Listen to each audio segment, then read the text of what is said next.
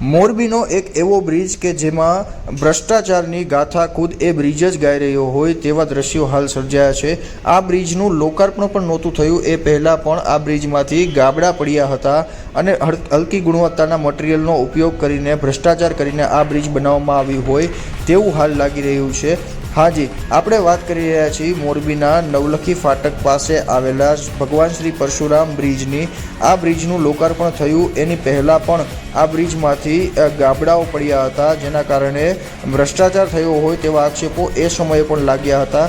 ત્યારે હાલ આ બ્રિજની જો વાત કરીએ તો આ બ્રિજનું લોકાર્પણ થોડા વર્ષો પહેલાં જ કરવામાં આવ્યું છે। ત્યારે આ બ્રિજમાં હાલ અનેક જગ્યાઓ પર ગાબડાઓ જોવા મળી રહ્યા છે, અનેક જગ્યાઓ પર તિરાડો જોવા મળી રહી છે।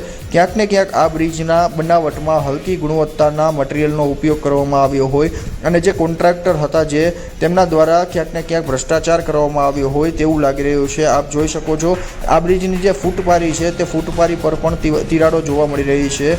રસ્તાની વચ્ચે ગાબડાઓ પડી ગયા છે, સાઈડની જે વોલ છે તે વોલમાં પણ તિરાડો જોવા મળી રહી છે। તો ક્યાંક ને ક્યાંક આ બ્રિજમાં ભ્રષ્ટાચાર થયો છે તેને નકારી ન શકાય અને હાલ આ બ્રિજ અતિ જોખમી બન્યો છે અને આના કારણે જો કોઈ અકસ્માત સર્જાય તો તેના પાછળ જવાબદાર કોણ તે પણ એક મોટો પ્રશ્ન છે અને આ બ્રિજની ગુણવત્તા એટલી હલકી છે કે ગમે ત્યારે અકસ્માત સર્જાય તો તેમાં નવાઈની વાત નથી, પરંતુ જે આ તંત્ર છે તેને ક્યાંક ને ક્યાંક જે આ બ્રિજ બનાવવામાં આવ્યો છે તેની ક્વોલિટી ચેક કરવામાં પણ નિષ્ફળ નીવડ્યું હોય અને તેમાં પણ ભ્રષ્ટાચાર થયો હોય તેવું પણ લાગી રહ્યું છે। આપ આ વિડીયોમાં જોઈ શકો છો કઈ રીતે જે સાઇડ વોલ છે તેમાં પણ તિરાડો જોવા મળી રહી છે, રસ્તાઓ છે તેમાં પણ ગાબડાઓ પડી ગયા છે। આપ આ વિડીયોમાં જોઈ શકો છો, આ દ્રશ્યમાં આપને દેખાઈ રહ્યું છે સાઇડ વોલમાં કઈ રીતની તિરાડ જોવા મળી રહી છે, રસ્તામાં ગાબડાઓ જોવા મળી રહ્યા છે। ક્યાંક ને ક્યાંક અકસ્માત સર્જાવાનો ભય પણ હાલ લાગી રહ્યો છે। અકસ્માત સર્જાય તો જવાબદાર તો કોણ તે એક મોટો પ્રશ્ન છે।